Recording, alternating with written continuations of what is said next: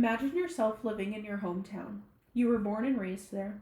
You have established a friend group that you love, and you've landed yourself a basket weaving job that pays you 6 figures because of your prestigious degree from Middle Tennessee State University.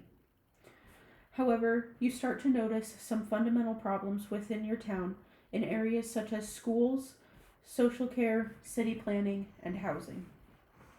As a concerned citizen, you decide to quit your well paying job to focus all of your time on running for local government.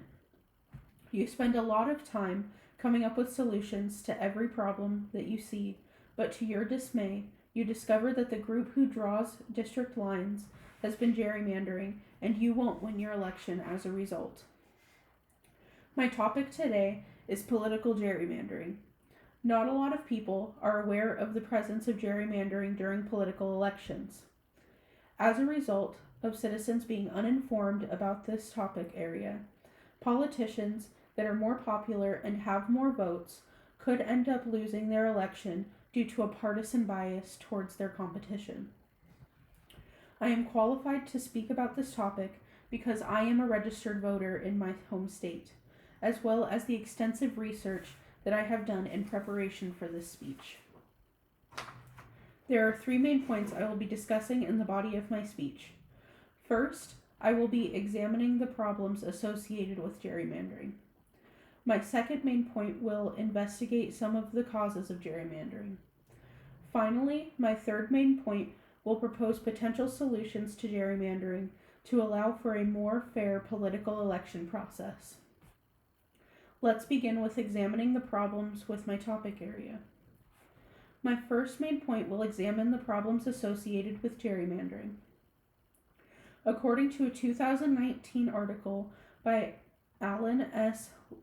Lowenthal, PhD, that appeared in the Harvard Journal on Legislation, gerrymandering is defined as, quote, the practice of manipulating electoral districts to partisan advantage, securing safe seats for a party, group, or individual at the expense of others, end quote. The same article continues to explain that gerrymandering is a widespread practice in all political maps from city, state, or even school board elections, even though it is a practice that is highly unpopular and has been extensively condemned.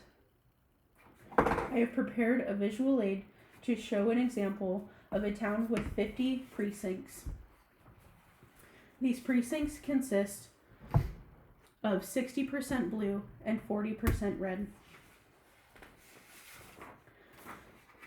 These precincts can be split up evenly into groups of 5 districts. However, splitting them evenly across the board would result in a win of blue, with 0 red districts winning and 5 blue districts winning. However, if you wanted to sway the election so that the red districts would win, you could redraw your district lines so that you would end up with a win of 3 red districts and 2 blue districts. Another article published in the Harvard Law Review in 2002 by Samuel Isaacoff, entitled Gerrymandering and Political Cartels, suggests that the practice of gerrymandering could promote racial bias and encroach on a person's individual rights as a citizen.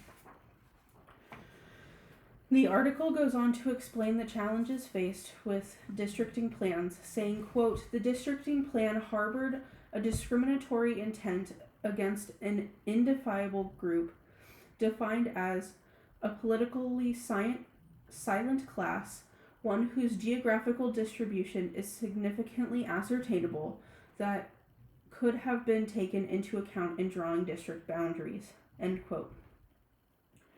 The main issue being explained is that there has to be indisputable proof that the sole intent behind the district plan was to discriminate based on political preference, race, gender, age, etc. Furthermore, the book entitled The Paradox of Representation, Racial Gerrymandering, and the Minority Interest in Congress, written in 1999 by David Lublin, states on page 3 that, quote, racial redistricting results in the election of more Republicans, unless mapmakers purposefully adopt democratic gerrymanders with bizarre district lines to avoid this outcome. The creation of new majority-minority districts assured that Republicans won solid control of the House in 1994.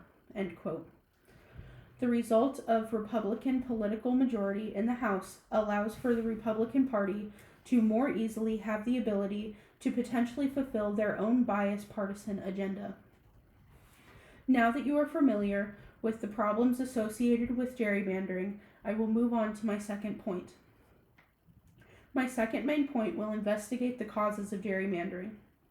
A 2018 article by Noah J.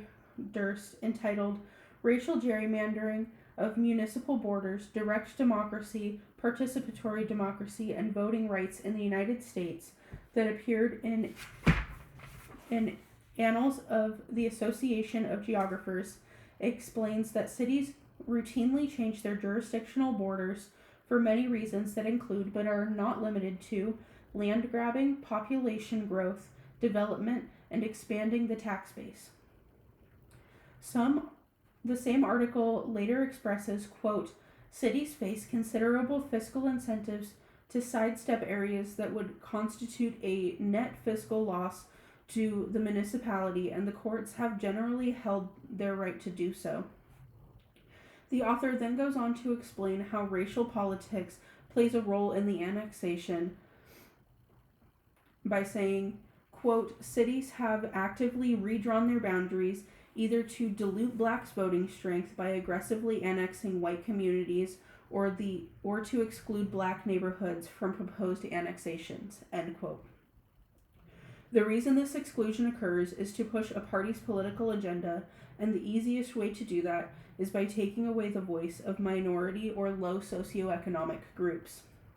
Additionally, a 2017 article entitled Reprecincting and Voting Behavior by Brian Amos, Daniel A. Smith, and Casey Clare, and published in Volume 39, Issue 1 of Political Behavior, talks about the correlation between reprecincting and voter turnout by presenting statistical evidence of a lower election day voting turnout following local precinct redrawing. The article points out that Bennett County's proposed boundaries when reprecincting required 42.4% of registered voters to change their polling station. Of that 42.4%, the population of black registered voters were most likely to have to seek new polling stations. Now that you are familiar with the causes of gerrymandering, I will move on to the third main point of my speech. My third main point will propose political solutions of gerrymandering. The Harvard Journal on Legislation published an article in 2018 entitled A Way Out of the Political Thicket, A Simple Solution to Partisan Gerrymandering by former Representative John Barrow. This article suggests that the states require to use maps that are as neutral as possible instead of attempting to draw maps that create proportional representation. The author writes, quote, it means making each side fight it out on genuinely neutral territory as much as possible, and to allow the dominant party to dominate only the smallest number of districts possible, and in those districts only as little as possible, end quote. This solution would allow for candidates to be elected based on their popularity of their campaign among the voters. This solution would also not require voters to vote solely off of their political party chosen at the time of their voter registration.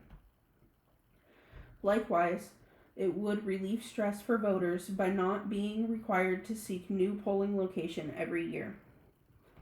And it would allow voters to continue feeling like they have a voice and that their vote counts. In conclusion, today I talked about gerrymandering. I began by exploring the problems associated with gerrymandering, then examined some of the causes, and finally suggested some solutions to the problem. On an individual level, you can focus on ending gerrymandering in your hometown by starting or signing petitions. You can also vote to pass the Redistricting Reform Act, which allows independent commissions to draw fair and equal districting maps.